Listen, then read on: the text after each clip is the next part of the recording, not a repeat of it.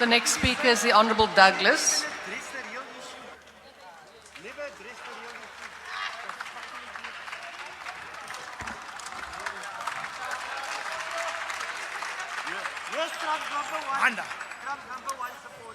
Greetings to everybody.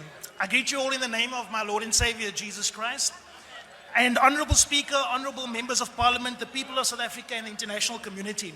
The United States administration's recent decision to suspend aid to South Africa, citing our sovereign stance on land reform and our legal challenge taking Israel to the ICJ where they were found guilty of genocide, is not just an economic decision. It is an act of political and economic coercion that threatens the lives and livelihoods of millions of South Africans and people around the world. Let us be clear, this is economic warfare and unethical medical blackmail, an attempt to strong-arm us into submission because we dare to stand for justice, for land reform, and for restoring the dignity of the oppressed. This is not about aid, it is about power, control by a minority of racist landowners and beneficiaries of colonialism and apartheid over our land and resources, and whether South Africa has the right to determine its own future without external influence.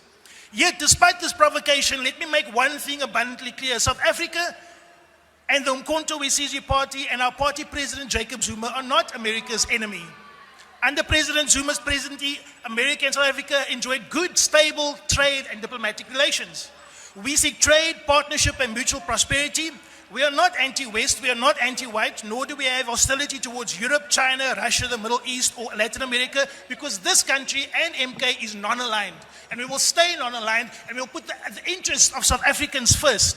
We are a nation of Ubuntu, a people who believe in peace, in unity and justice. But our respect must be reciprocated. True partnership is built on equality, not threats. The US has historically been one of South Africa's key partners in health and development, sure, particularly through the President's emergency plan for AIDS relief and US aid programs. But now, with the stroke of a pen, millions of lives have been put at risk. Consider the consequences of this decision. Over 7 million South Africans live with HIV/AIDS, and PEPFAR has provided life-saving treatment to over 5.5 million, many of whom now face an uncertain future. Rural hospitals, clinics, and community healthcare programs rely on American assistance for vital resources like antiretroviral drugs and maternal healthcare services. Thousands of healthcare jobs, nurses, social workers, and outreach teams face immediate termination, collapsing entire health infrastructures. But this cannot be blamed on America. This must be blamed completely on the shoulders of South Africa. South Africa should not have to hire people and use American funding to pay our healthcare workers. We must take the land back and must take the resources back and utilize it to free our people and get more people to help our people. Who will suffer the most? Not politicians, not corporations, but the poorest of the poor, the sick, the landless, the voiceless, the very people South Africa is trying to uplift through its land reform agenda. Let us speak truth to power. This crisis is not happening in isolation. It is the direct result of treasonous elements within our borders, like AfriForum and Solidarity, and people like Rob Hersov, who are all spoiled, rich Nepo babies and beneficiaries of apartheid and colonialism, who have actively lobbied successfully to harm their own country, leading to the loss of life of South African citizens. This will not be tolerated, and it cannot go unpunished. These organizations and individuals lie to the West, portraying land reform as white genocide to the US Congress, pushing a false narrative to justify America's economic aggression. This is an act of treason. But let's deal in facts, not propaganda. White South Africans own 72% of all private farmland, despite only being 7% of the population. 87% of the Johannesburg Stock Exchange is still controlled by the same corporate elites who thrived under apartheid and benefited from colonialism and land grabs without compensation to the indigenous people. More than 60% of South Africa's natural resources, mines, and industries remain under the control of the same colonial beneficiaries who now claim to be victims, and the rest are shared with political connected Nepo beneficiaries, not the average South African everyday people. And now these very racist Afrikaner and British descendants living amongst us as South Africans who have stolen our land, stolen our future, stolen our wealth, and put us in labor camps called townships and kept us there while they go around the world bad-mouthing us. They must be called to book. This is not just hypocrisy, it's a betrayal of the lived reality of all South Africans regardless of race. AfriForum and Solidarity represent a small, privileged, racist elite who are willing to see South Africans suffer and the country economy run into the ground just to maintain their grip on stolen land and economic power, and have maintained racial privileges by refusing to return land and under apartheid and under colonialism. Despite a peaceful transition from apartheid to democracy in 1994, which was meant to be the start of the land reform process, it was never ever done. Here in South Africa, we have yet to do land reform. These white racist apartheid people beneficiaries need to understand where we come from as South Africans. The irony is the vast majority who are hurt by President Trump's actions are the British and the Dutch who have come and settled here amongst us. They are the ones who own the businesses. They are the ones who do most of the trading and the exporting. They are the ones that take the raw minerals and send it out overseas. We are going to put a stop to that, and we're going to make sure our resources are used for our people.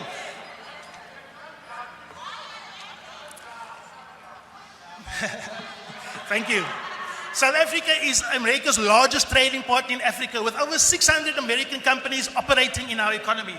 AGOA exports to the US generate billions of rands annually, but let's be honest, who benefits the most? The same corporate monopolies that have locked out black-owned and indigenous businesses from real economic participation. The same 7% elite that still dominates South African industries and financial markets. If America wants a future trade relationship with South Africa, it must be built on economic justice, fair investment, and empowerment of black and indigenous businesses, not just another tool to entrench white monopoly capital control. If AGOA is used as a weapon Honourable against us... Douglas, could you please take your seat? Thank you. Honourable Member, please indicate which point you are rising on. Thank you very much, Speaker. I'm rising on a point of privilege. Can the Speaker take a question? Honourable Douglas, are you prepared to take a question? He is not prepared to take a question. Honourable Douglas, please proceed. Sit down. Relax.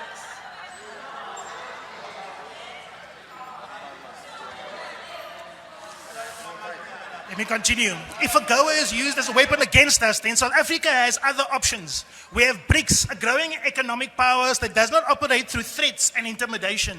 We have trade partners in China, Russia, India, the Middle East, and Africa, and the broader global South who understand what true economic partnership means. But we want to partner with America. There are many American brands in South Africa that we love. And we want you to be partnering with us, but not on your terms, on our terms as Africans, as our terms as Africans and as South Africans. We have our own resources, our own industries, and our own future to build without dependence on any single foreign power. South Africa is the first African nation to assume the G20 presidency 2024 to 25, a critical moment in history. And next year, we will hand the presidency over to the United States. Yet, instead of engaging with us in good faith, the US has chosen economic coercion over cooperation. US Secretary of State Marco Rubio has snubbed the G20 foreign ministers meeting in Johannesburg, opposing South Africa's focus on diversity, equity, and land reform. The US continues to undermine multilateral cooperation, creating a vacuum that other countries will inevitably fill. Let us be clear, if America isolates itself from us as South Africa and from the broader global South, it will lose its strategic foothold in Africa. As Umkhonto we sees, we stand with the global South. We demand fair trade agreements that uplift all people, not just the privileged elite. We demand climate reparations from the biggest polluters like the USA and China and others who have caused the most environmental destruction, but now put that on us as South Africans. We demand debt relief for developing nations, many of whom suffer under the weight of economic policies crafted by Western financial institutions. Despite this crisis, MK stands committed to diplomatic engagement with America. We call on the United States to immediately restore PEPFAR or to work on a phase-out process. We call for urgent negotiations on AGOA that will serve all South Africans, not just corporate elites here.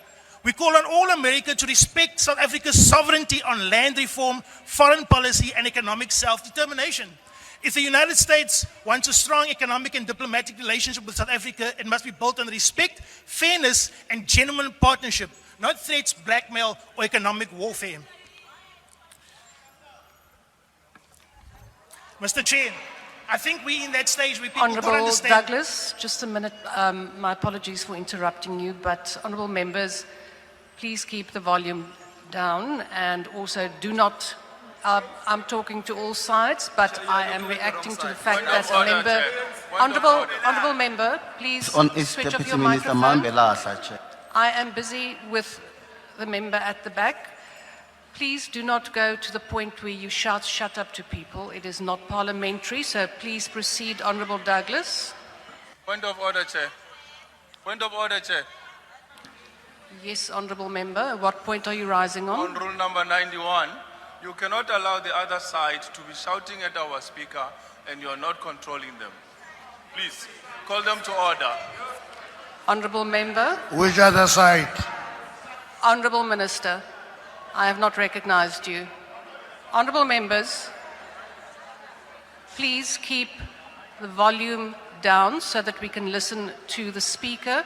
And Honourable Douglas, could you please proceed with your speech? Thank you, Honourable Chair. The first thing that I want to say is that this is about the land. And the people that have run there and pretending to be victims are actually the perpetrators. They're the ones that killed our people. They're the ones that killed the Khoi and the San people and African indigenous people. They're the ones that are guilty of ethnic cleansing here in South Africa. And they're running away claiming to be the victims. They have the land, they have the power, they have the money, they have the security, but they're claiming to be the victims. No, that is nonsense. You guys are the perpetrators. You are the oppressors here. And you are going to give us justice and you're going to give us our land back. And you're going to make sure that we see what you do with that land. That land is going to come back to us whether you like it or not, because it's Khoisan land, it's African indigenous land. The land must come back under the United Nations Declaration of the Rights of Indigenous People, Mr. Chair. And I think that we are in a situation now that we are because people are not speaking the truth. We see you South Africans. We hear you South Africans. We hear the poor. We hear the people that have lost their land. It's time for justice in South Africa. It's time for righteousness in South Africa. Hulle maak hulle laat. Hulle gaan nooit ons land weer kry nie. Die land gaan terugkom na die Khoi en die San mense. Every African person is entitled to share the land and Thank to share you, the Honourable resources of this Douglas. land. Honourable Thank you. Douglas, your time has expired.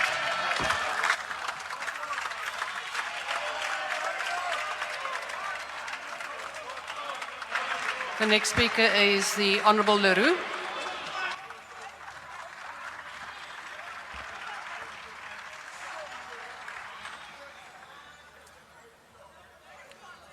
Honourable Deputy Speaker and honourable members. Honourable Leroux, there is a point of order. Please take your seat. Honourable member, please indicate which rule you are rising on. Rising in terms of Rule 65, which says members should not converse aloud.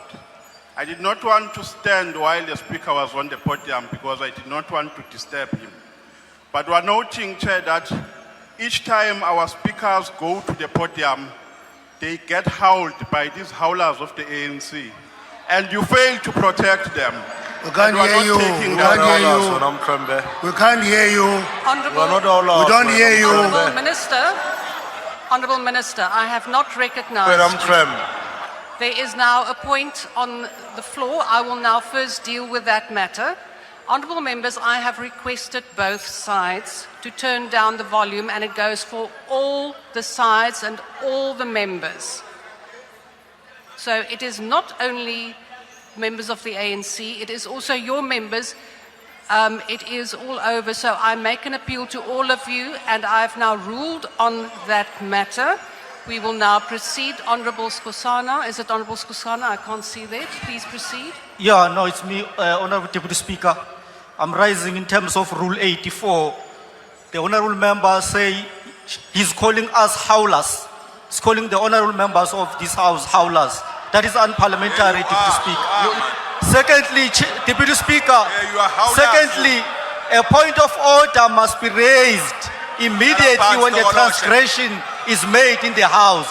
A point of order can't be raised later. Thanks, Honourable Deputy Speaker. Thank you, Honourable Member. I unfortunately... Don't howl, man. Keep quiet. Honourable Minister, this is now the last time that I'm warning you not to switch on your microphone without being recognised. Honourable Members, Honourable Members, I am trying to listen to what the Honourable Skosana said, but I can't hear him because of the noise from this side. So please also work together so that we can hear one another. And please switch off your microphone, Honourable Member. Switch off your microphone. And I do request the Honourable Chief Whip of the MK to also please rise on the points of order if it is necessary. Thank you very much.